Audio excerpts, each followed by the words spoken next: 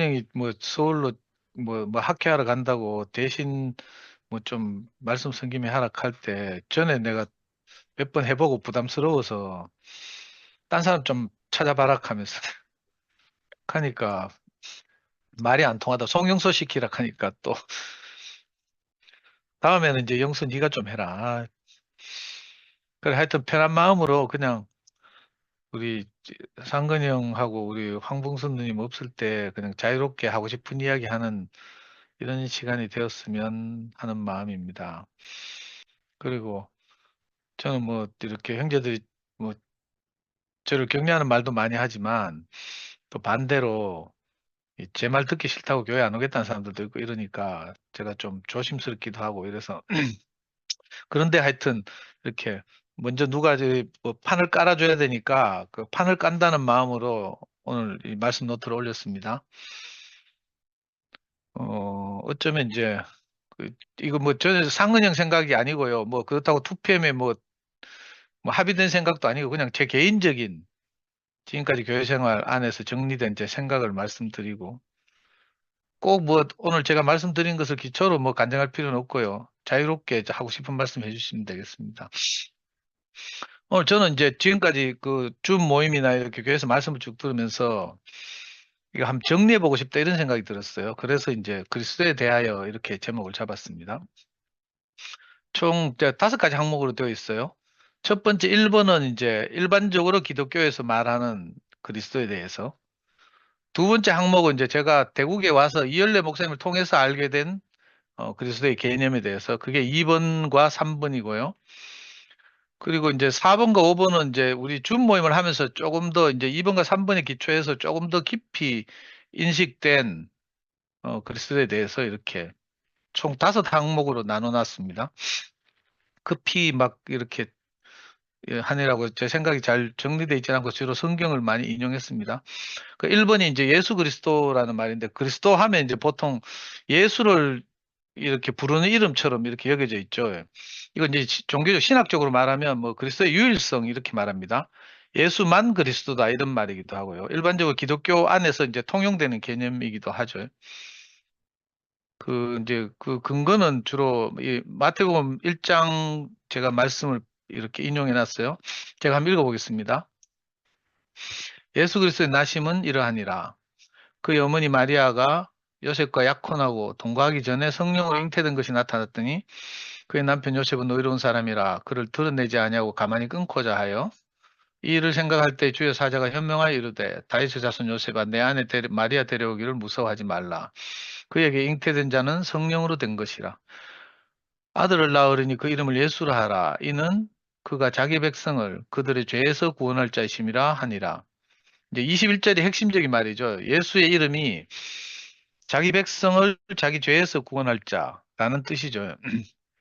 그래서 이제 예수를 통해서 우리 모든 인류가 구원받았다는 것이 이제 기독교의 핵심 그 교리고 이것을 받아들이는 종교를 기독교라고 하죠. 기독교라는 말의 기독이라는 말이 바로 이 그리스도 영어로 크라이스트라고 하죠. 크라이스트.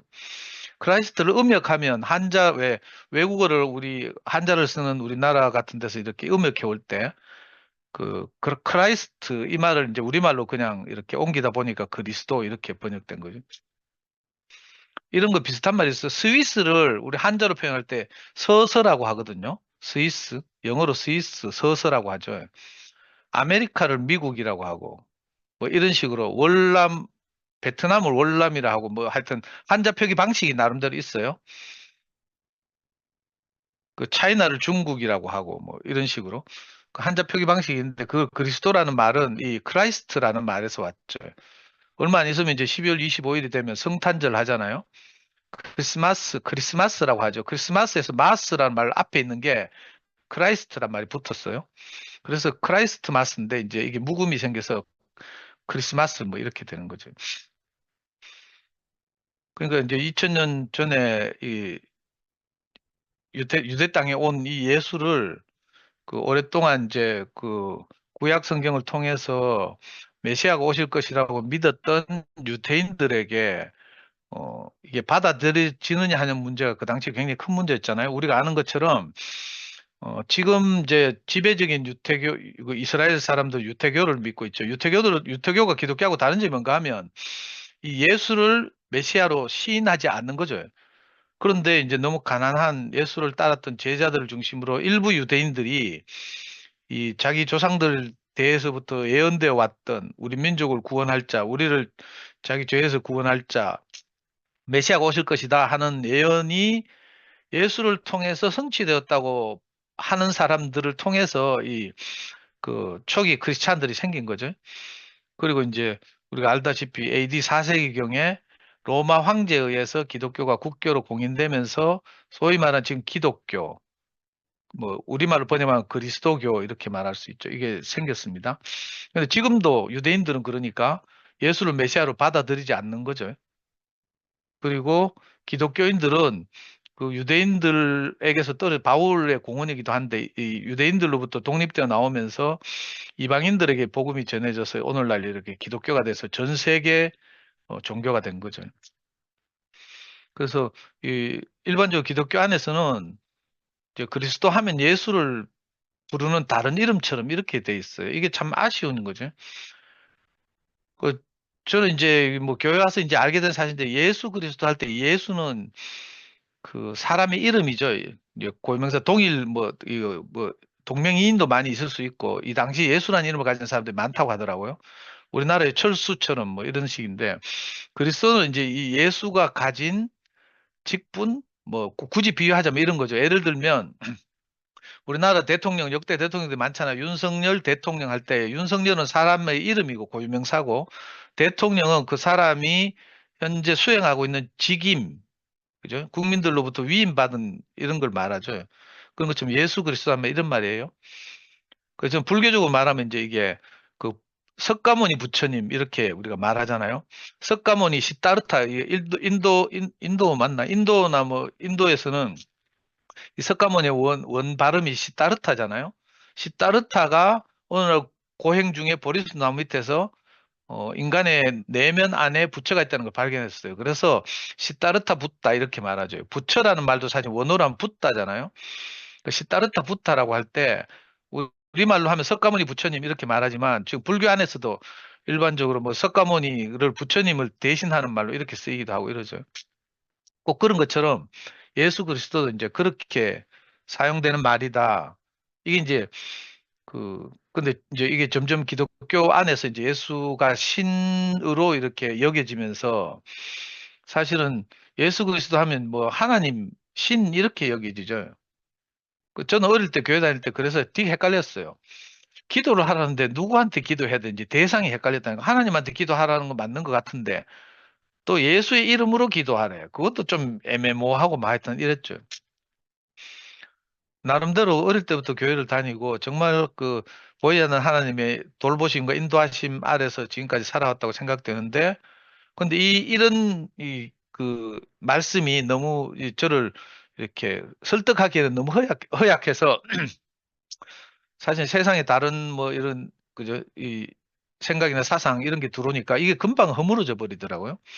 그래서 저는 이제 대학에서 운동권 하면서는 이제 이게 자연스럽게 기독교가 멀어지고 오히려 순수한 기독교 청년들이나 성당 다니는 그 가톨릭도 넓은 의미에서 기독교예요.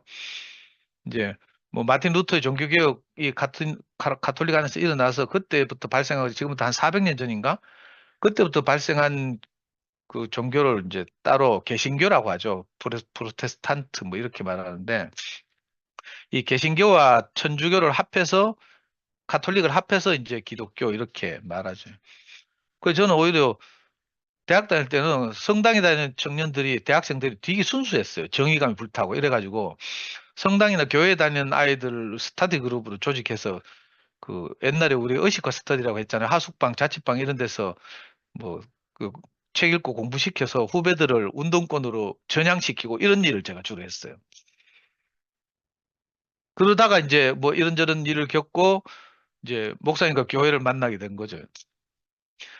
그리고 이제 목사님을 만나서 말씀을 듣는데 내게 완전히 새로운 개념이 생겼어요. 그리스도라고 하는 것이 이제 저는 일반적인 기독교 안에서는 예수를 그리스도라 하는 거예요. 이걸 이제 아까 신학적으로 말하면 그리스도의 유일성이라고 했어요. 예수만 그리스도라고 해야지 예수 위에 다른 사람을 그리스도라고 하면 너그 미친놈이 되는 거죠. 저도 그래서 미친놈 소리를 옛날에 많이 들었는데 근데 이 목사님 말씀을 이제 쭉 와서 듣다 보니까 이 그리스도라는 것이 그렇게 물론 이제 일반적으로 기독교 안에서는 예수를 그리스도라고 하지만 사실은 그리스도란 말은 하나님의 사람을 창조하실 때 이미 사람으로 하여금 하나님의 생명과 성품을 받아서 그 하나님의 생명과 성품을 대신 나타낼 존재로 사람을 지었다는 거예요. 그게 이제 창세기 1장 26절에 잘 나타나 있죠. 하나님이 이르시되 우리 형상을 따라 우리의 모양대로 우리가 사람을 만들고 그들로 바다의 물고기와 하늘의 새와 가축과 온 땅과 땅에 있는 모든 것을 다스리게 하자. 이렇게 말했을 때 이제 하나님은 이제 그 사람으로 비유하면 이 하나님의 뭐 구상 속에 경륜 속에 사람을 하나님의 생명과 성품을 담을 존재로 왜냐하면 하나님은 이거 육체가 없으니까 영이시니까 육체를 가진 사람을 통해서 자기 자신이 나타나도록 그렇게 미리 그리스도를 상정하고 사람을 창조했다는 거예요. 그러기 위해서 이제 사람을 흙으로 창조했다는 거죠. 흙하면 이제 어떤 씨가 뿌려지면 그 씨를 내는 것이 흙이잖아요. 그런 것처럼 사람도 어떤 가치가 우리 안에 뿌려지면 그 가치를 실현하고 나타내는 것이 사람이라는 거죠. 흙으로 만들었기 때문에. 그 하나님 일부러 흙으로 만들었대. 왜냐하면 자신의 생명 성품을 불어 넣으면 사람이 하나님의 생명과 성품을 나타내게 되니까.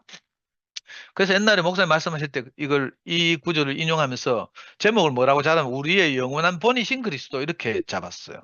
그러니까 이 본 하는 말 이제 이거 요즘 사람들은 잘 모르는데 옛날에 왜 그 양복점 같은 데서 수제 양복을 맞추려고 하면 마분지로 두껍게 이 본을 만들어 놓잖아요.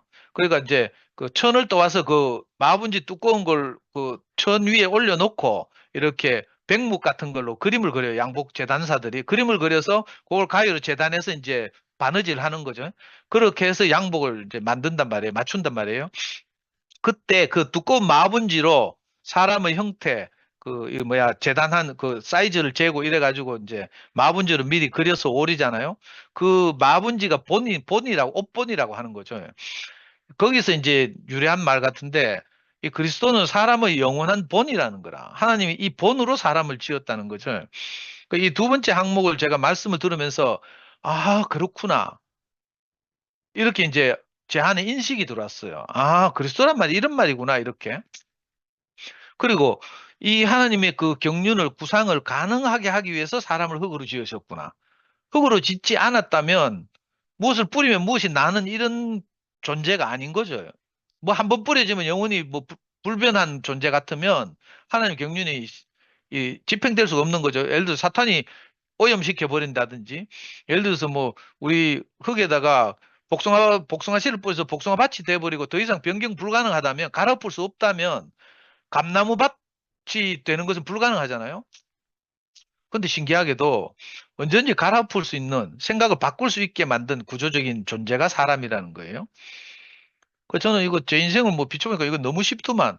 이거 진짜 이 목사님 말씀하셨지만 이거 하나님 말씀이라고 하지 않을 수 없는 것이 제 인생을 여기 대입해보면 그대로 그래요. 저 어릴 때 어떤 가치가 들어와서 예를 들어서 저는 노름이라는 가치가 딱 들어왔어요. 노름을 통해서 자존감이 막 이렇게 뿜뿜뿜 막 품어져 나오더라니까 내가 노름을 잘하니까. 그래가지고 막 주변 사람들 칭찬을 받아요. 근데 그 맛에 노름했다니까? 내가 자랑할 게 하나도 없잖아요. 초등학교 또 겨우 졸업해가지고 뭐 아버지도 없이 공장에 다니면서 이렇게 살았는데 내 자존감이 너무 낮았거든요. 그 또래들 다 자전거 타고 중학교 가는데 저는 그 중학교 바로 옆에 있던 공장에 내가 저거 일하러 갔거든, 10대 때. 그때 성광중고등학교가 내가 다니던 공장 바로 옆에 있었어요. 그 자전거 타고 아침에 출근할 때 성광중고등학교 학생들은 교복 입고 성광중고등학교 안으로 막 들어가는 거라. 그때 나는 꾀재재하 애가 공장에 일하러 간다고 같은 길에서 학생들을 만났을 때 내가 얼마나 부끄러운지 열등감이 시달렸는지 모르거든요. 그랬는데 어느 날 동네 친구들 만나서 명절 때마다 내 명절 때 약간씩 용돈을 받잖아요. 그런 걸 모아가지고 이제 어차피 비산동에서 용돈 조금밖에 못 받으니까 그걸 어떤 한 놈한테 몰아주자 하면서 친구들 대성이 모여서 막 노름을 한다니까 도박을 해. 그러면 내가 승률이 너무 높은 거라. 그러면 친구들 하는 말이 와, 네 머리는 좋네 하면서 다 익하더라고. 근데 그 말 들으니까 얼마나 내게 위로와 격려가 되는지 몰랐어요. 네 머리는 좋은데 형편이 나빠서 학교를 못 다니구나. 이렇게 이제 친구들은 고대도 상고라도 공고라도 다니고 이랬으니까. 그 말 들으면서 내가 너무 위로가 됐거든요. 그래가지고 내 노름을 했어. 근데 좀 이따가 전에도 말씀드렸지만 어떤 계기로 바둑의 영이 내게 들어왔어요. 바둑이란 씨가 내게 뿌려졌어. 그러니까 내가 미친놈처럼 바둑을 두고 있다니까. 그래가지고 검정고시 공부해가지고 좋은 대학 가야 되는데 그 시기에 내가 바둑에 미쳐가지고 바둑 공부한다고 맨날 책 펴놓고 있다가 우리 어머니가 너무 속상해가지고 바둑판을 몇 번이나 부엌칼로 쪼개고요. 쪼개면 저는 다시 본드로 붙여가지고 엄마 몰래 바둑 공부하고 막. 지금도 대신동에 가면 저 동산병원 내거리 가면 내가 다니던 기원이 있다니까 동아기원이라고 유명한 기원이에요. 그리고 제가 경북대학교 어떻게 검정고시할 때 갔을 때 신입생 중에서 내가 바둑을 제일 잘 떴잖아요. 총장배등차 바둑대회도 나가고 군대 갔을 때 짝대기 하나 때 훈련소 바로 논산훈련소 마치고 자대 가자마자 내가 원주 시장기쟁탈 바둑대회 우리 부대 대표로 나갔잖아. 짝대기 하나 때. 수송관하고 갑자기 막 수송관이 이제 원주 시내에서 바둑을 제일 잘 두는 사람이 대위인데 차를 관리하는 사람이죠. 이 사람이 이제 주말에 대대장 퇴근하고 없는데 1호차라고 하죠. 대대장, 부대장이 타고 다니는 차를 1호차를 몰고 나를 데리러 왔더라니까. 내 그 이력서에 바둑 좀 둔다는 거 써놓으니까 세 명이 한 팀이 돼야 되는데 이 수송관하고 선임하사 중에 저하고 비슷한 사람 한 사람하고 저하고 세 명이 우리 부대 대표로 원주시장기 바둑대에 나갔잖아. 그 4강까지 올라가서 원주시 약사회 팀하고 붙어가 우리 저가 떨어졌는데 하여튼 그런 일도 있고 그러니까 아주 간단해 노름이 씨가 딱 뿌려져 가지고 내가 노름으로 자존감을 회복하고 또 바둑에 미쳐 가지고요 경북대학 들어갔을 때 신입생 그 중에 바둑 동아리 회원들 모집한다. 복현 기우회라고 있었는데 동아리가 있었는데 그때 천막 쳐놓고 이제 신입생을 상대로 봄인가 가을인가에 이제 이 신입생을 모집하는 거예요. 동아리 회원을. 내가 그 천막에 기웃거리니까 그 천막 안에 있던 이제 내보다 먼저 입학한 애들이니까 선배죠. 뭐 나이는 내보다 어린 애도 있고 뭐 이렇지만 걔들이 바둑 좀 뜰 줄 안 하는 거라. 그래 바둑에 관심 있다 하니까 그럼 한번 떠보재. 그 천막 안에 있던 재학생들 내가 다 이겼잖아요. 그러니까 이 기후회가 발칵 뒤집혔다니까. 그래가지고 막 저 경대 의대가 그때 삼덕동에 있었거든. 지금 병원이 있는데 경대 의대에 전화해가지고 그때 바둑반에서 제일 바둑 잘 두는 애가 본과 의대생이라. 지금도 이름도 안 잊어버려. 걔를 전화로 불러. 걔가 택시 타고 왔다니까. 그 바둑반의 그 명예를 회복하기 위해서. 그 김창현이라는 친구인데 우리 형의 대륜고등학교 후배라. 그래 걔하고 바둑 두고 있는데 걔가 이제 내하고 비슷하더만. 하여튼 이런 에피소드가 있어요. 그러다가 또 어떻게 내가 저 운동권이 됐잖아요. 운동권에 대해서 뭐 이렇게 책을 읽다 보니까 그게 뿌려져 가지고 내가 또 20대, 30대까지 내가 운동권 10년을 살았잖아요. 그러니까 사람은 흙으로 지었단 말이 정말 맞더라니까. 우리 자매가 저 인간은 절대 안 변해요 하고 우리 형도 저 인간이 사람 되는 것은 고쳐서 꼽히는 것보다 어렵다 했잖아. 근데 내가 목사님을 만나서 말씀을 딱 들으니까 내가 그렇게 평생을 가지고 다닐 것이라고 생각했던 내 신념, 가치체계, 마르크스주의 이게 목사님 말씀 들으니까 너무나 설득력 있어가지고 내가 한 방에 다 무너지더라니까. 과거로 표현한 대로 그 종이 축처럼 말리고 있잖아요. 초동 학문처럼 배설물처럼 여겼다 하잖아요. 정말 그런 일이 일어났어요. 그러니까 사람이 원래 하나님의 형상과 모양대로 지어져서 하나님의 생명과 성품이 우리 안에 들어오면 우리가 하나님을 대신해서 그걸 나타내며 살자구나. 그러니까 영원한 우리를 그리스도를 목표로 해서 우리를 지었구나. 이걸 알게 됐어요. 그리고 이게 조금 발전하면 3번이 되는 거죠. 이걸 보고 이제 신학교에서 사실은 가르쳐. 그리스도의 보편성이라고 하죠. 그리스도의 보편성. 원래 그리스도란 말이 이제 그 히브리어로 메시아라는 말의 번역이잖아요. 메시아라는 말은 기름 부음을 받은 자 이런 뜻이래요. 기름 부음을 받은 자라는 사전적 의미는 뭔가 하면 옛날에 고대 이스라엘에서는 왕이나 제사장, 뭐 선지자 이런 사람들 임명할 때 그 머리에 기름을 부어서 이렇게 위임을 했대. 요즘 말로 하면 청와대에 가서 임명장을 대통령한테 받는 거죠. 헌법재판소 재판관으로 임명되려면 그죠? 이렇게 임명장을 받잖아요. 뭐 국회를 통과하기도 하고 이렇지만 하여튼 권위를 말하면 대통령이 임명장을 줘. 그런 것처럼 고대 사회에서는 먼저 있던 권위가 그 다음 그 직임을 수행할 사람에게 그 올리브 나무 맞지? 올리브 나무를 짜서 나온 그 기름을 부어서 임명하는 그런 어, 뭐 의식이 있었다고 하잖아요. 구약성경에 따르면 유대인들의 그 고유한 습관이라고 하는데 그래서 기름 부음을 받은 자라고 하면 어떤 것을 위임받은 사람 이런 뜻이죠. 원래 사전적 의미는 그래요. 그러니까 왕과 제사장은 하나님을 대신해서 왕은 하나님을 대신해서 백성을 다스리는 거죠. 그리고 제사장은 백성을 대신해서 하나님을 섬기는 거예요. 그래서 우리가 이제 성경에 뭐 왕 같은 제사장 이런 표현도 있잖아요. 그러니까 사람은 원래 예수만 유일한 그리스도라는 의미도 있지만 이제 최초의 그리스도니까 최초의 하나님이 자기 아들로 여기신 분이니까 그렇지만 이게 좀 더 발전하면 누구나 사람이라면 누구나 사실 하나님을 나타낼 수 있다는 거죠. 그래서 사람이기만 하면 된다 이 말 듣고 우리가 구원을 많이 받았잖아요. 위로도 많이 받고 용기를 많이 얻었어요. 뭐 때문에 사람이기만 되면 된다고 하는가 하면 사람이기만 하면 하나님의 생명과 성품을 위임받았어. 그죠? 우리에게 뿌진 선악과를 다 걷어내 갈아엎고 나면 신실한 농부를 만나서 우리라는 밭이 갈아엎어지면 그리고 하나님의 생명과 성품이 그 씨에 뿌려지면 우리가 전혀 다른 인생을 살게 된다는 거라. 이걸 보고 그리스도의 보편성이라고 하는 거예요. 기름 부음은 그러니까 예수님에게만 있는 게 아닌 거죠. 모든 사람이라면 뭐 예수처럼 온전하게는 아닐지라도 저는 늘 교회 생활하면 그런 생각했어요. 이 말씀을 들으면서 내가 이열래 목사님처럼 엄청난 복음은 전하지 못할지라도 그죠? 내만큼 내게 주어진 사람들, 내게 붙여진 환경과 조건 안에서 내가 이걸 하나님을 대신해서 살자구나 이렇게 여겨졌다니까. 그래서 학부모들한테 내 강의하러 갈 때마다 그런 마음이 들었어요. 이열리 목사님이 학부모도 못 만나잖아. 근데 이열리 목사님 못 가는 곳에 내가 이열리 목사님을 대신해서 간다 이런 생각했거든요. 이걸 근원적으로 말하면 내가 하나님을 대신해서 이분들을 만나는 거죠. 나라는 환경 속에 내게 붙여진 사람들에게 어찌하든지 그 사람의 자존감을 높이는 그 하나님 마음을 전하는 거예요. 이걸 보고 이제 그리스도의 보편성이라고 말해요. 근데 이상하게 오늘날 기독교 안에서는 그리스도의 보편성은 거의 제한되거나 사라지고 그리스도의 유일성만 강조되고 있다니까. 근데 카톨릭 같은 데서는 아직도 조금 남아 있어. 이걸 보고 성화라고 하죠. 성화. 성육신이란 개념이 너무 무리하다고 생각해서 기독교에서는 성화라고 해요. 뭐 우리가 뭐 그리스도의 장성한 분량에 이를 때까지 우리 생명이 자라간다 이런 표현에서 이 카톨릭에서 하는 표현으로 성화, 성스러워져 간다 이런 표현을 쓰더라고. 옛날에 우리 목사님이 교화목이라는 표현을 썼잖아요. 신모티 저기 전해지면서 이제 교화목이란 말이 다 폐기돼서 그렇지. 저는 지금도 그런 생각을 하거든요.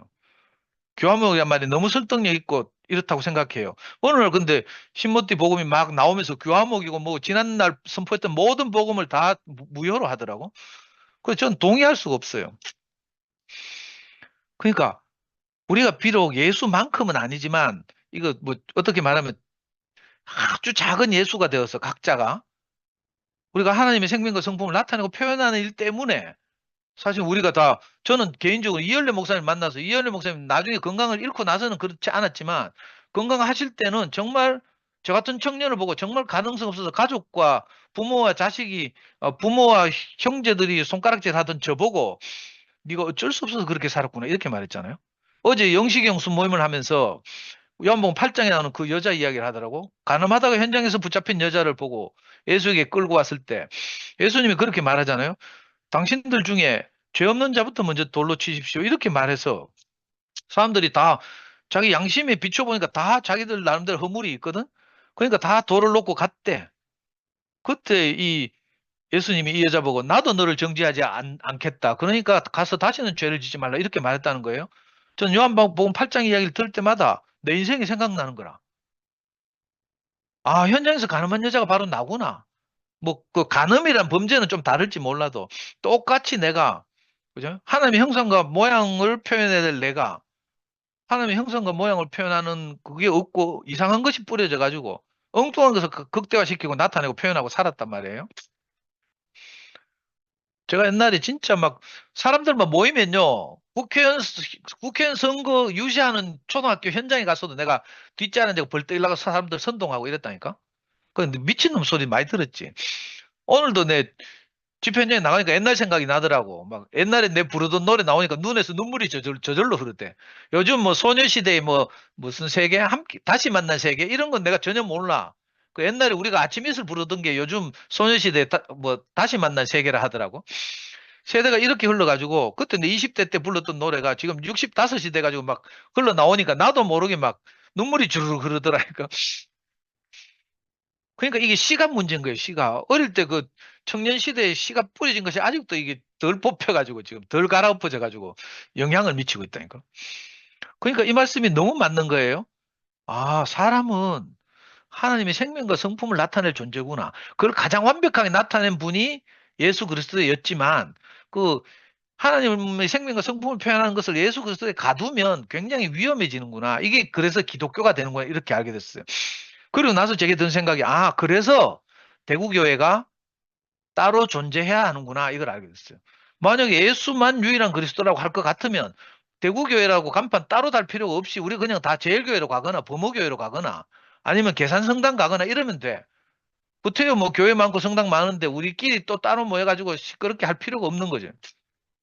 근데 그럼에도 불구하고 그렇게 전통 있고 그죠? 아름다운 잘 지어진 교회가 있음에도 불구하고 우리가 따로 가창해서 모이는 이유는 바로 이것 때문이에요.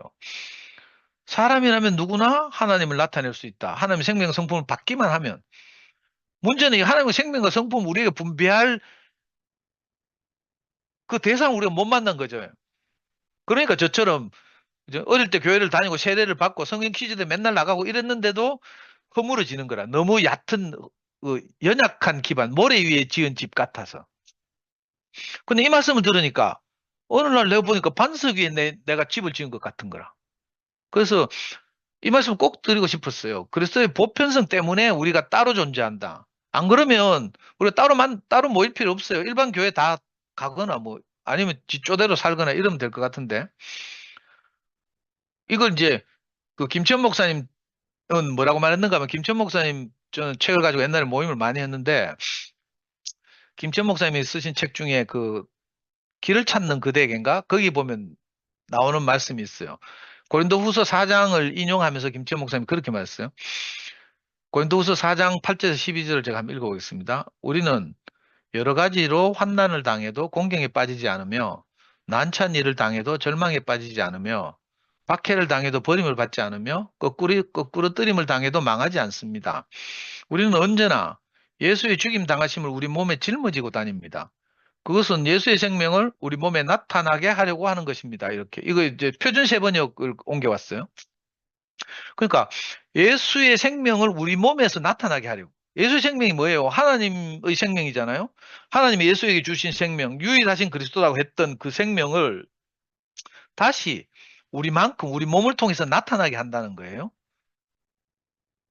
그러니까 이 말씀이 너무 좋더라고. 하나님 하는 말은 너무 이런 근원적인 말이라서 어렵지만 그것이 다시 이제 2000년 전에 있었던 예수에게 와서 예수의 생명을 통해서 나타났어요. 이걸 보고 제자들이 보고 아, 우리 조상들이 그렇게 구약 성경에서 예언했던 메시아가 바로 이 사람이구나. 이 사람을 통해서 하나님의 생명 성품이 나타나는구나 하고, 그죠? 제자들이 예수를 따른 거 아니겠어요? 뒤에 또 있네. 11절. 우리는 살아있으나 예수를 위해서 늘 몸을 죽음에 내맡깁니다. 그것은 예수의 생명이 우리의 죽을 몸에 나타나게 하려고 하는 것입니다. 그래서 우리에게서는 죽음이 힘을 떨치고 여러분에게서는 생명이 힘을 떨칩니다. 이렇게 말했어요. 그리고 베드로는 뭐라고 고백했지? 내가 하다 보니까 막 빼먹고 막 하네요. 하여튼 저는 이제 이 보편적인 그리스도 이 말을 꼭 하고 싶었어요. 우리 형제들 통해서 우리는 천연적으로는 다 그렇고 그렇잖아요. 우리 한 사람 한 사람을 뜯어보면 다 막 그냥 감남 을려잖아. 근데 이상하게 이 아무것도 아닌 우리를 통해서 하나님의 생명과 성품이 분배되면 이 연약한 우리를 통해서도 조금씩 뭐가 나타나고 표현되거든요. 그렇지 않으면 우리 마음이 안 움직여요. 여러분들도 알다시피. 그죠? 우리가 뭐 웬만한 말 들어서 마음이 움직입니까? 우리 듣는 귀는 다 뭐 하나님 귀인데? 대우의 생각을 얼마나 했는데? 그런데 우리 연약한 지체들 통해서 어떤 마음이 나타나면 우리가 그 마음이 다 움직이잖아요. 이게 너무 신기하다니까? 그래서 이 일을 위해서 우리가 부름받았고, 이제 근원적으로 말하면 지으심을 받았다는 거죠. 그리고 이제 최근에 이제 이번 주에 내가 배운 건데, 이번 주에 이제 줌 모임을 하다가 월요일 날 손택이 형님이 파루시아라는 개념을 말하더라고. 나 파루시아 말 전에 들은 것 같기도 한데 이번에 귀 쫑긋해가 듣기엔 처음이었어. 파루시아라는 말이 그전에 마라나타밖에 없었잖아요. 마라나타 해가지고 왜 그 누구야 저 구미에 있는 꿈에 있는 홍성이가 그래. 아주 감동적으로 불렀잖아. 마라나타, 아멘 주 예수의 옷이 없어서. 저 성경에 하나밖에 안 나타나는데. 이게 고린도전서 16장 22절에 딱 한 번 나타나는데. 누구든지 주님을 사랑하지 않느냐 저주를 받을 것입니다. 마라나타. 이렇게 말했대. 이 마라나타의 뜻이 아람어로 주여 어서 오시옵소서 이런 말이래. 근데 이번에 순태리 님이 또 파루시아라는 말을 하더라고. 파루시아는 말은 이제 기독교 안에서는 재림 뭐 이런 말을 나타내는데 또는 이제 오순절날 그 마가의 다락방에 성님이 강림한 것 뭐 이런 걸 나타내는데 내려오심 또는 뭐 다시 나타나심, 다시 오심 뭐 이런 뜻으로 파루시아라는 말이 쓰인대요. 그리고 이걸 자세하게 신학적으로 풀어서 말씀하신 것은 화요일 날 이번 주 화요일 날 장성 형제님이 또 말씀하셨어요. 그래서 뭐 자세한 내용은 그걸 들어보면 되고 저는 그냥 내 본능적인 내 생명의 촉으로 딱 왔어요. 아, 내게 어떻게 왔는가 하면 마라나타는 말은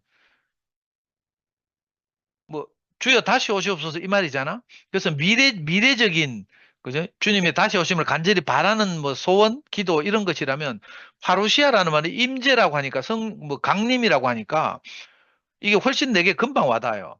아, 하나님의 생명과 성품이 우리 안에 온 것. 이게 파루시아구나. 그 각자 저마다 우리 안에 우리만큼 자기 형제들마다 조금씩 다르긴 하겠지만 하여튼 각자 뭐가 와 있어요. 이상하게 이걸 보고 이제 다양한 표현을 하죠. 생명이라고 표현하는 경우도 있고 요한복음에서는 또 바울 같은 사람은 보혜사 성령이라고 표현하기도 하고 우리 2PM에서도 영식 같은 분은 성령이라고 표현하기도 하고 이렇더라고요. 또 지방교에서는 과정을 거친 그 영, 뭐 이렇게 말해요. 영어 성경 뒤져보니까 더 스피리트 이렇게 말하더라고. 그냥 뭐 하나님 생명이 그냥 오는 게 아니라 그죠? 예수라는 분이 그 육신으로 태어나고 뭐 어떤 받은 뭐 요셉에게서 자라고 뭐 과정을 거치고 공생애를 사시고 십자가에 못 박혀 죽으시고 사흘 만에 다시 살아나셔서 이 수많은 과정을 거친 어떤 뭐가 있대요. 그걸 뭐 영이라고 하더라고. 그 영. 그 보통 영 앞에다 스피릿 앞에다 더라는 관사를 붙여서 정관사를 붙여서 더 스피릿 이렇게 말해요. 그 지방교에서 이 표현을 쓰더라고. 과정을 거친 그 영. 이걸 보고 성령이라고 하기도 이제 구약에서는 홀리 스피릿 해가지고 성령, 하나님의 영, 뭐 이렇게 영이란 말이 참 애매하잖아요. 어렵고 기독교인들은 다 알겠지만 저는 이거 아직도 감이 안 잡혀. 그래서 저는 저만의 생각입니다. 제가 운동권 출신이다 보니까 이런 말 하는데 제가 옛날에 문재인의 책을 읽었다고 했죠. 문재인이 대통령 선거에 두 번째 출마할 때, 첫 번째 떨어지고 두 번째 출마할 때 문재인이 책을 한 권 냈어요. 그 책 이름이 뭔가 하면 뭐 정치가들은 보통 선거가 임박하면 책을 내거든. 그 지가 썼는지 뭐 그 작가들이 써줬는지 모르겠지만 하여튼 그 문재인이 쓴 운명이라는 책에 머리말이 이렇게 써 있어요. 내가 큰 충격을 받은 말이 뭐였는가? 문재인의 생각과 문재인의 육체는 우리 곁을 떠났지만 문재인이 추구하던 가치는 우리와 함께 영원히 살아있다. 이렇게 딱 머리말에 써 있어요. 이걸 딱 보면서 문재인의 육체와 문재인의 생각은 우리 곁을 떠났지만 문재인이 추구하던 가치는 우리와 함께 영원히 살아있다. 이렇게 말할 때 노무현에 문재인이 노무현하고 오랫동안 같이 지냈으니까 나이 차이는 좀 있지만 그러니까 노무현의 육체는 뭐 너럭바위에서 자살했어. 우리 곁을 떠났죠. 노무현의 생각도 떠났어. 근데 노무현이 추구하던 가치는 영원히 우리와 함께 살아있다. 이런 머리만 있더라니까. 이걸 내가 데살로니가 후서에 말한 대로 사람이 뭐 영과 육과 혼으로 되어 있다. 이런 말과 딱 비교해 보니까 정말 비슷한 거라. 그래서 혼은 우리 생각을 관장하는 기관이잖아요. 요즘 말로 하면 뇌겠죠, 뇌. 뭘 인식하고 생각하고 이러는 기관. 옛날에는 뭐 이런 뇌과학이 발달하지 않았을 때니까 뭐 육과 홍과 영 이렇게 말했겠지만 그래서 이게 가치구나. 가치라는 말로 내가 세상 사람들을 만나면 되겠구나 이런 생각을 했어요. 저도 그래서 목사님 만나서 쭉 말씀을 들으면서 십자가의 도라고 하는 가치. 십, 이 전성경을 5글자로 요약하면 십자가의 도라니까. 3글자로 요약하면 십자가. 1글자로 요약하면 흙. 그 두꺼운 성경을 꽉 압축하면 올리브 나무를 열심히 농사를 지어가지고 꼭대기하고 이파리하고 열매하고 많이 있잖아요. 근데 가을이 되면 이 올리브를 다 수확해가지고 그 골짜기 시원한 곳에 옛날에 냉장고가 없었으니까 골짜기 시원한 곳에 보관한데 그 골짜기 이름이 뭐라고요? 겟세마네라 아니 골짜기 이름이 뭐더라? 골짜기 이름 그렇다 치고 그 골짜기에 올리브 열매를 이 동굴에 저장했다가 그죠? 적당한 때가 되면 그걸 뭐 즙틀에 넣어서 짠다고 하잖아요. 그 즙틀 이름이 겟세마네라고 하대. 그냥 올리브 북뜨기가 많잖아요. 우리 참깨 짜는 거 생각하면 쉬울 것 같은데. 그 참깨 뭐 이파리, 줄기, 뭐 열매 이런 게 많을 텐데 결국은 그 겟세마네라고 즙틀에 딱 넣어서 꽉 짜면 나오는 것이 기름 한 방울밖에 없잖아요. 우리도 우리 인생을 꽉 짜면 나오는 것이 무엇밖에 없다니까요. 그래서 이거 불교적으로 내가 비교해서 될지 모르겠는데 불교에서 스님들 돌아가시면 다 비식을 하잖아요. 화장하잖아요. 스님들은. 스님들 화장하면 고승들이 돌아가시면 사리가 나온대 몇 개. 나 이거 진짜인지 가짜인지 진짜 모르겠어요. 그리고 보통 사람 태우면 뭐 뼈가 동글동글해지면 그게 살이 아닌가 뭐 이런 생각 들고 하여튼 부처님 고승들이 돌아가시면 사리가 나온대. 그런 것처럼 우리 한 사람의 인생을 꽉 짜면 그 사람을 대표하는 뭐가 남는다니까. 그래서 내가 이거 비유하기 좋아가지고 제가 옛날에 좋아하던 운동권 선배 가운데 김근태라는 분이 있었어요. 옛날에 고문당해가지고 고문 후유증으로 오래전에 돌아가셨는데 김근태 선배가 마석에 있는 경기도 마석에 있는 모란공원에 묻혀 있어. 그 마석에 가면 민주주의를 위해 싸우다 돌아가신 분들의 묘지가 있거든. 마석 민주열사 뭐 묘지 있는데 그 김근태 선배가 묻혔는데 그 묘비명이 뭐라고 돼 있는가 하면요. 고민주주의자 김근태의 묘 이렇게 돼 있어요. 그 김근태 하면 다섯 글자면 민주주의자 이렇게 민주주의를 위해서 싸운 사람 이렇게 되는 거죠. 옛날에 우리 이 목사님한테 많이 들었잖아요. 영국의 유명한 희곡 작가 조지 버나드 쇼인가 하는 사람이 자기 묘비명을 그렇게 썼대. 뭐라고? 우물쭈물하다 내 이럴 줄 알았다. 이렇게 썼대. 그 묘비명이라는 것은 사실은 그 사람의 일생을 짜서 나오는 것 이거잖아요. 근데 보통 사람들이 죽으면 묘비명이 뭐라고 쓰는지 알아요? 자 누구누구누구, 손 누구누구누구, 며느리 누구누구 이거밖에 없어. 육신적으로는 사실은 자식 몇을 낳고 그죠? 손주 누구를 낳고 뭐 이런 가족을 이루다가 돌아가셨다 이 말이잖아요. 묘비명 그거밖에 없다니까. 근데 좀 잘 산 사람들은 그 사람의 인생을 딱 묘비명에 압축해 놓잖아요. 유명한 분들 돌아가시면 예를 들면 전 대법원장 누구누구의 묘 이렇게 쓰겠지. 그래서 그 창세기 6장인가 5장인가 창세기 5장에 보면 뭐 무드셀라는 뭐 969살을 살고 누구를 낳고 죽었더라 뭐 이렇게 돼 있잖아요. 누구는 몇 살 살고 누구를 낳고 죽었더라. 그게 그 표현이죠. 아무리 많이 살아도 유대인들의 관념 안에서 천사를 넘기지 못했다. 부족하고 아쉬웠다. 이걸 다시 표현하는 거죠. 그 하여튼 그래서 내가 이제 준 모임을 하면서 파루시아 말을 이제 새롭게 알게 됐어요. 전에는 들었는데 내가 대충 들었겠지. 근데 마라나타만 있는 게 아니고 파루시아도 있구나 이 말을 알게 됐어요. 이 개념에 대해서는 이제 다른 형님들이 전문적인 신학을 전공하신 분들의 말을 들으시면 될 것 같고 저는 제 본능적인 그 생명 안에서는 아, 내게 이미 와 있는 하나님의 생명 이걸 나타내는 표현이구나 이렇게 알아졌어. 그래서 이런 좋은 말이 있구나. 난 마라나타만 있는 줄 알았어. 아멘 주에서 오시옵소서. 이것도 물론 좋은 말이죠. 그죠? 오늘 내게 이 생명이 왔다고 해도 내일 또 다른 말씀을 듣다 보면 또 다른 생명이 내게 오고 하잖아요. 내일 집회에서 우리 누가 간증하는데 거기서 내게 또 뭐가 올 수 있어. 이 생명은 계속해서 오고 또 오시는 거죠. 그런 의미에서 이제 마라나타는 말도 의미가 있고 또 지금 내게 와서 작동하고 있는 생명 이걸 말할 때는 파루시아라는 말도 좋고 저는 그 성령이라는 말이 내게 잘 안 와닿아 가지고 지금 이런 말씀을 드리고 있는 거예요. 그 요한의 그 표현을 빌리면 저는 생명이란 말이 좀 더 내게는 이렇게 쉽게 와닿고 좀 추상적이긴 하지만 그 옛날에 제가 네이버 국어사전도 막 찾아보고 이랬다니까. 네이버 국어사전 찾아보면 생명에 대한 여러 가지 정의가 있는데 그중에서 우리 말씀과 가장 비슷한 정의는 뭔가 하면 생명이 뭐더라? 일상에서 하도 오래되고 잊어먹는데 일상에서 뭘 느끼게 하는 힘, 뭐 이걸 생명이라고 해요. 일상을 살아가게 하는 뭐 어떤 힘, 이걸 추상적이지만 생명이라고 한대. 그 생명을 심장이라고 할 수 있는가, 뇌라고 할 수 있는가, 뭐 이런 거 왜 해부해 보면 애매하잖아요.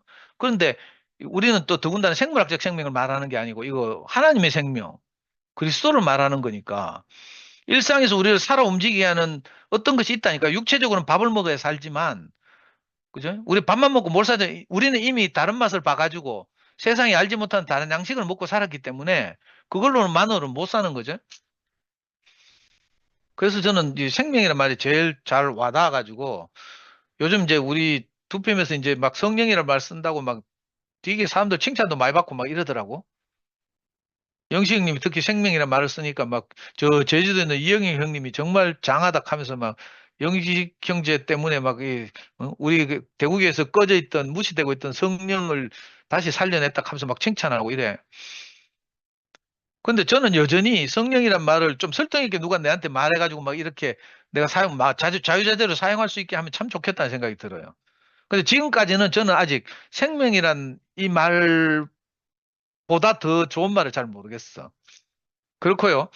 이제 마지막으로 내가 이번에 이거 뭐 하여튼 이 검색하다 알게 됐는데 이게 지방교에서 하는 말이기도 한데 한 세 사람이란 말이 딱 한 번 나오는데 에베소서 2장에 보면 마지막으로 한번 읽어볼게요. 에베소서 2장 14절에서 18절까지 말씀인데 그는 우리의 화평이신지라 둘로 하나를 만드사 원수된 것 곧 중간에 막힌 담을 자기 육체로 허시고 법조문으로 된 계명의 율법을 폐하셨으니 이는 이 둘로 자기 안에서 한 세 사람을 지어 화평하게 하시고 또 십자가로 이 둘을 한 몸으로 하나님과 화목하게 하려 하심이라. 원수된 것을 십자가로 소멸하시고 또 오셔서 먼 데 있는 너희에게 평안을 전하시고 가까운 데 있는 자들에게 평안을 전하셨으니 이는 그로 말미암아 우리 둘이 한 성령 안에서 아버지께 나아감을 얻게 하려 하심이라.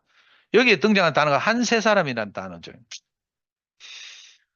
그 이제 그 전까지는 우리가 개인적으로 내게 하나님의 생명이 또는 예수 그리스도의 생명이 그리스도가 내게 와서 내가 어떤 삶을 사는가 여기에만 관심을 가졌던 것 같아요. 저는 그랬어요. 그런데 어떤 일로 이상하게 우리가 밀려나서 이렇게 투표함에 와서 함께 살아보니까 투표함 집회를 하고 또 준모임을 하고 이렇게 함께 살아보니까 아, 이건 내 개인에게 그리스도가 임해서 뭐 표현하는 것 이것만이 하나님의 최종적 소원이 아니구나 하는 사실을 알게 됐어요. 그리고 전에는 아, 미안합니다. 좀 간지럽더라도 좀 들어주시길 바라고. 아, 나처럼 그리스도를 정확하게 잘 표현하는 사람이 있나 이렇게 생각했다니까. 내가 미쳤죠. 근데 요즘 와서 깨닫는 게 뭔가 하면 아, 나로서는 이거 불완전하구나. 뭐 당연한 말이죠. 여러분들 이미 알고 있을 테지만 저는 투표임 생활하면서 처음 알았어요. 내가 표현하지 못하는 것을 예를 들어서 뭐 미라가 표현하고 현정이가 표현하고 한철이가 표현하고 이렇게 서로 부족한 부분을 그죠? 상쇄하면서 표현해서 이것이 온전히 모이는 것. 옛날에 우리가 많이 들었잖아요. 금광석을 캐내잖아. 그 재련업자들은 금덩어리를 캐내는 게 아니고 그냥 광석을 캐내는데 광석에 금 성분이 조금 붙어 있대. 그런데 이 금을 정말 절대적으로 필요하는 투자하는 사람들은 그죠? 그 돌을 캐내는데 투자를 해서 금광산을 금광을 개발한다잖아요. 금광을 개발해가지고 처음에 돌을 막 캐내는데 돌에 조금 반짝반짝하는 거 조금 붙어 있대. 그런데 그걸 과정을 거쳐서 그 암석 성분을 다 재해내고 재련이라고 하죠. 그 다 재해내고 나면 뭐 높은 온도를 가하거나 이러면 금 성분만 딱딱 녹아서 딱 모인다 하잖아요. 그래가지고 그걸 가지고 모아서 금괴를 만든다는 거라. 이거와 비슷한 거죠. 우리에게는 조금씩 금 성분이 붙어 있지만, 그죠? 이 금이신, 영원한 금이신 그리스도를 필요로 하는 하나님께서 우리 안에 있는 금성분들을 다 모아서 한 세 사람을 이룬다는 거예요. 이 한 세 사람이라는 말이 이게 단체라는 말이거든요. 그래서 이거 지방교에서는 교회를 표현하는 가장 높은 수준의 언어다 이렇게 말하더라고. 교회를 그러니까 우리가 사람 하면 그냥 우리 개인을 생각하잖아요. 근데 한 세 사람이라고 하는 한 세 사람. 한이란 말은 단체란 뜻이고 세 사람이란 말은 우리 개념이 없는 사람이란 말이죠. 세루살렘 할 때 세 사람 하는 말, 세라는 접두사가 붙잖아요. 이 세라는 말은 뉴라는 말도 되지만 사실은 엄밀한 영적 의미에서는 뉴라는 말이 아니고 그죠? 우리 개념에 우리 관념에 없는 사람의 관념 안에 없는 전혀 다른 종류의 개체가 나타난다는 거라. 그러니까 우리 같이 이렇게 보잘것없는 연약한 지체들을 통해서 금의 성분인 신성인 하나님의 성분이 나타나고 이 하나님의 성분을 다 모으면 이게 우주적인 한 세 사람, 한 우주적인 교회가 된다는 거예요. 그 이 말씀을 들으니까 우리 뭐 여러분도 어떨지만 저는 뭐 자존감이 막 올라가요. 아, 사람은 그래서 귀하구나. 우리는 다 전에 뭐라고 생각했어요? 천사보다 형편없다고 생각했죠. 천사란 말이 추상적인데 능력의 세계에서 내가 추구하는 능력의 극대화 이걸 천사라고 생각하면 되잖아요. 그러니까 각각의 분야에서 우리가 천사라는 개념이 천사는 영적 존재라니까 그죠? 우리가 이룰 수 없는 그 영원한 이 자녀교육 세계에서 비유하면 아주 쉬운데 자녀교육 세계에는 이 천사라는 개념을 아주 쉽게 설명하고 있어. 엄친아라고 있어. 엄마 친구 아들. 엄마 친구 아들은 실존하지 않아요. 그런데 엄마한테 들어보면 엄마 친구 아들은 수학도 잘하고 영어도 잘하고 발표도 잘하고 음악도 잘하고 피아노도 잘 치고 막 그림도 잘 그리고 뭐 이상 예의도 바르고 뭐 유교적이고 막 이런 애가 있다니까 엄마 말 엄마 잔소리만 듣다 보면 그 아이들 안에 뭐가 생겨요? 엄마 친구 아들이 딱 생기는 거라. 근데 현실에서 엄마 친구 아들 없어요. 내가 우리 명예기를 키워봐서 알잖아. 우리 명예기는 그 자녀교육 사이트에서 유명한 애였어요. 소위 말하는 엄친아였어. 그리고 성적도 엄청나게 잘 받았어요. 그래가지고 그 명예 성적 받으면 내가 분석해서 늘 그 게시판에 올리고 이랬어요. 그런데 그러니까 내 글만 보는 사람은 명예기는 막 정말 헌신적이고 열심히 성실하게 공부하고 뭐 이럴 것 같잖아. 근데 집구석에서의 명예기를 보면요. 일마가 제일 항상 하는 말이 뭐인 줄 알아요? 아빠, 연극 무대 뒤편은 항상 지저분하다. 이렇게 말하는 거야. 지가 열심히 노력하고 이런 놈이 아니라는 걸 스스로 인정하는 거죠. 네가 이렇게 유명한데 네가 이렇게 살아도 되겠나? 내가 이렇게 잔소리하면 항상 그 말을 했어요. 그 천사라는 개념을 내가 자녀교육 세계에서 엄친아라는 말로 딱 대치시키면 딱 맞아. 우리가 어떤 분야에 있어든지 그죠? 실존하진 않지만 뭐가 있어. 능력의 세계에서 가장 하나님과 방불한 영적 존재 이걸 천사라고 하잖아요. 우리가 여기 속아가지고 천사에 비교해 보니까 나는 너무 못났고 뭐 삐리하고 막 비조리 같고 이렇거든. 이상하게 어떤 세계에다 가는지 그래요. 우리 명예이가 죄송합니다. 명예 예를 자꾸 들어서 명예이가 명식이 서울대 로스쿨 나왔잖아요. 서울대 로스쿨 나왔는데 서울대 로스쿨 한 학년에 정원이 150명이에요. 이 150명 가운데 한 15명에서 20명 정도가 저 김현장이라고 하는 로펌에 들어가요. 옛날에는 뭐 사법시험 해가지고 우수한 성적을 가진 애들이 먼저 판사를 1지망, 2지망이 검사, 그 다음에 변호사였는데 요즘은 안 그래. 젊은 애들, MZ 세대들은 완전히 개념이 달라져서 가장 가고 싶어 하는 데가 어딘가 하면 대형 로펌이라 그 월급을 많이 주거든. 그 우리 명희가 김현장을 가려고 했는데 못 가게 됐어요. 그러니까 내한테 전화하고 뭐라 하는 줄 알아요? 아빠 나는 쓰레기인가 봐 이렇게 한다니까. 그러니까 무슨 말인가 하면 이 능력을 추구하는 세계는 끝이 없다 이 말이에요. 지도 나름 엄청난 소리 듣고 수학 천재 소리 듣고 이렇게 자랐는데 그래도 서울대 로스쿨 나왔잖아요. 근데도 김현장 못 가니까 지 안에는 그런 자기 비하가 생기는 거예요. 천사에 비교하는 거죠. 이게 근원적으로 말하면 천사에 비교하는 거죠.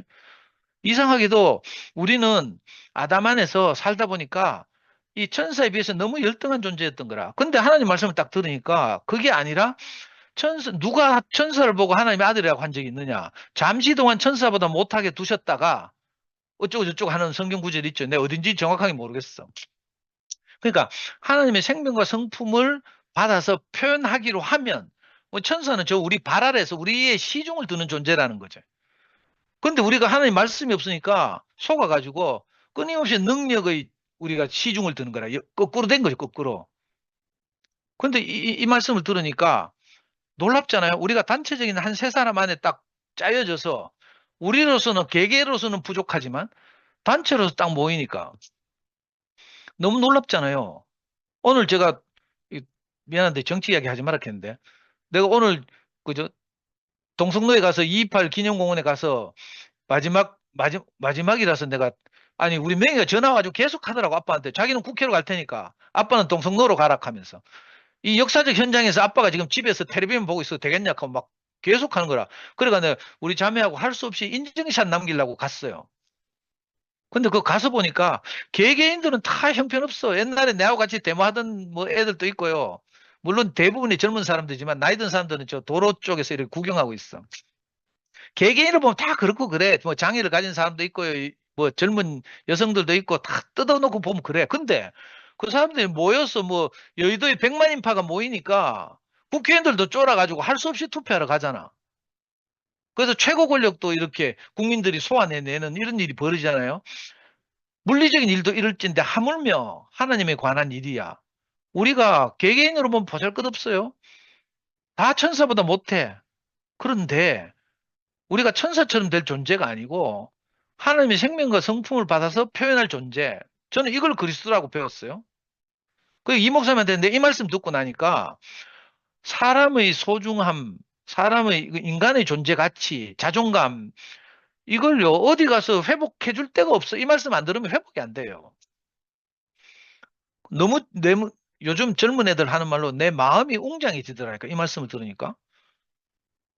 그리고 우리가 이렇게 모여서 내가 미처 표현하지 못하는 부분을 다른 지체들이 표현하고 이렇게 하면서 늘 짜여져서 우리가 영광스러운 하나님을 우리만큼 2PM은 뭐 몇 명 안 되니까 몇 명만큼 우리가 하나님을 나타내잖아요. 근데 망상 생각해봐요.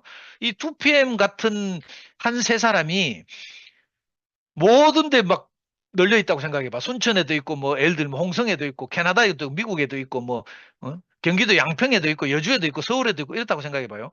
이러면 소위 말하는 바울이 말하는 우주적인 한 세 사람이 되는 거라. 얼마나 장엄하겠어요?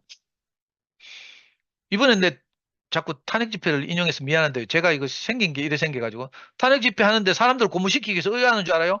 여의도에서 100만 모인 것만 방송에서 MBC에서 보여주는 게 아니라 아니 그 보수의 성지라고 여기 전 대구에서도 집회를 합니다. 심지어는 울진에서 집회를 합니다. 런던에서 합니다. 뉴욕에서 합니다. 뭐 LA에서 합니다. 하면서 막 그걸 보여주는 거라. 얼마나 그러면 막 거기 참여한 사람들이 막 마음이 웅장해지거든. 용기가 나고 장엄해지거든요. 우리가 이 그리스도의 생명으로 만약 그렇게 된다면 얼마나 장엄하겠어요. 사탄에게 유린돼서 그놈의 천사에게 유린돼 가지고 능력의 세계에서 허덕대면서 뭐 맨날 자존감 낮게 질거리다가 죽을 인생인데 우리에게 이 놀라운 복음이 전해져서 사람이 원래 그리스도로 지어졌다.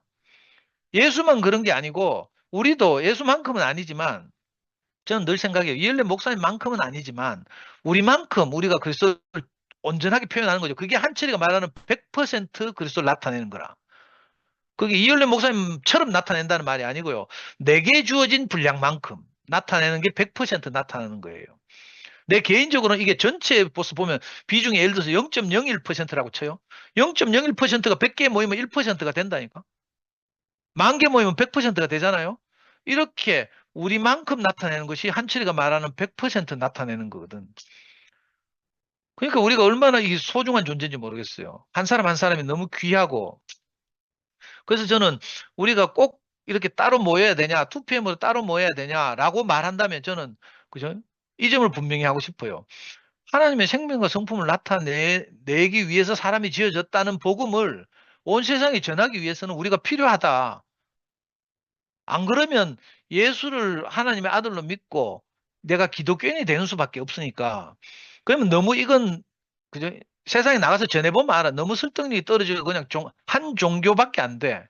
그래서 이게 너무 아쉬웠어요. 이 목사님이 나중에 옛날에 그 자선에서 말한 것처럼 세상의 모든 종교가 없어지는 것이 자기 소원이라고 했어요. 이 목사님이. 왜냐하면 그리스도가 하나님을 표현하는 것이 이 어디 기독교인에게 국한된 문제겠어요? 모든 사람에게 가능한 문제거든. 단지 이 생명이 유전되지 않아서 그럴 뿐이지 사람이라고 지어졌으면 누구나 다 이 생명을 유전하면 그걸 표현하고 있는 거라. 우리 근원이 같은 애도요. 자기로서는 표현을 못하지만 미라라는 이모를 만나서 근원이가 존재로 말하게 됐잖아요.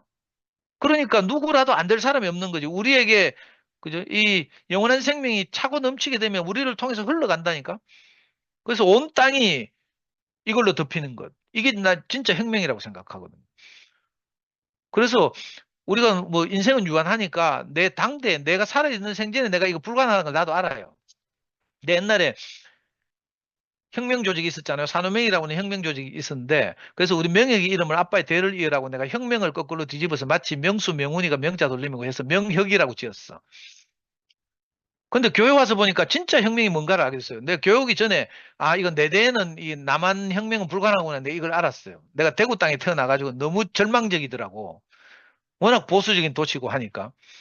근데 교회 와서 말씀을 들으니까 비록 언제일지는 모르지만 이게 진짜 혁명이구나. 인생에 주어진 혁명이구나. 이렇게 알게 됐어요. 이 사탄에게 유린당해서 늘 질질 끌려다닐 수밖에 없는 인생을 뒤집는 일. 이게 혁명이잖아요. 사람의 운명을 바꾸는 것. 이게 혁명이래. 난 목사님 말씀을 들으면서 내 운명이 바뀌었어요.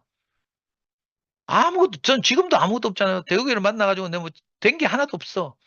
직업이 있나? 직업도 없이 내가 30 몇 년을 지내가지고 지금 60 됐는데 명함도 없죠. 뭐 아무것도 없어요. 그런데 내게 넘치는 자존감이 있잖아요. 그 하나님이 우리를 사람을 하나님의 생명과 성품을 나타내기 위해서 지었다. 이걸 보고 근원적으로 말하면 그리스도라고 하는 거죠. 그러니까 제발 제 소원은 뭔가 하면 이 목사님이 우리에게 유전하신 것처럼 예수만 그리스도인 시대를 넘어서서 우리가 존립하는 이유는 예수님처럼 우리도 예수님만큼은 아니지만 우리 예수님을 100으로 나눠서 예를 들어서 우리 100명이 뭐 예를 드는 거예요. 100분의 1이라도 나타낼 수 있다면 온전하게 예수의 생명이 재현되잖아요. 우리가 각각이 1000분의 1이라면 1000명이 모이면 돼. 10,000분의 1이라면 10,000명이 모이면 되고요. 이렇게 그죠? 하나님 우리에게 주신 영원한 위임, 그리스도라고 하죠. 이 그리스도를 나타내는 것. 그래서 저는 지금까지 교회 생활하면서 아, 그리스도라는 개념이 이런 것이구나. 그래서 난 요즘 우리 투표함에 있는 준 모임 말씀 성기미님들이 예수에 대해서 자꾸 강조하잖아요. 죄송한 말씀이나 저는 별로 내게 막 가슴 깊이 안 와닿아요. 그래서 어쩌다고 내 이런 생각이 든다고. 2000년 내가 돌아가? 그 예수의 일생에 대해서 잘 알아? 뭐 연구하는 김상근 형님 특히 열심히 연구하고 계시더라고. 근데 저는 별로 제가 좀 빼딱해서 그런지 하여튼 제 인식 수준이 여기까지예요. 오늘 말씀드린 것까지. 그 예수에게 머물지 않고 이 예수에게서 나타났던 하나님의 생명이 근원적으로 우리 모든 사람을 통해서 우리만큼 나타내게 하는 것, 100% 나타내게 하는 것. 이게 하나님의 영원한 경륜이고 소원이겠구나. 이걸 보고 하나님이 신약 경륜이라고 하잖아요. 그래서 우리를 이렇게 몰아서 단체적인 한 세 사람,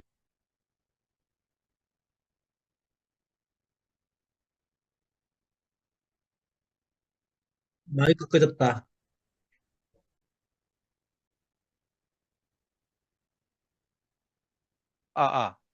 들려? 됐, 됐, 됐, 됐, 됐. 이거 근데 10분 동안 이걸 사용을 안 하니까 마이크가 저절로 음, 자동으로 꺼지네. 그 음, 마이크 스위치를 다시 켰어. 하여튼 음.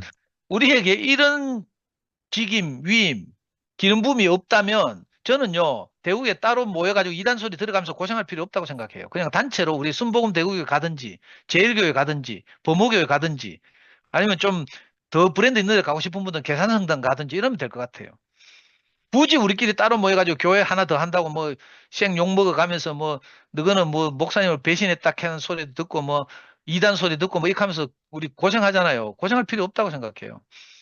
그래서 이 하나님이 이 모든 사람이 주신 위임 이게 너무 귀하다는 생각이 들어서요.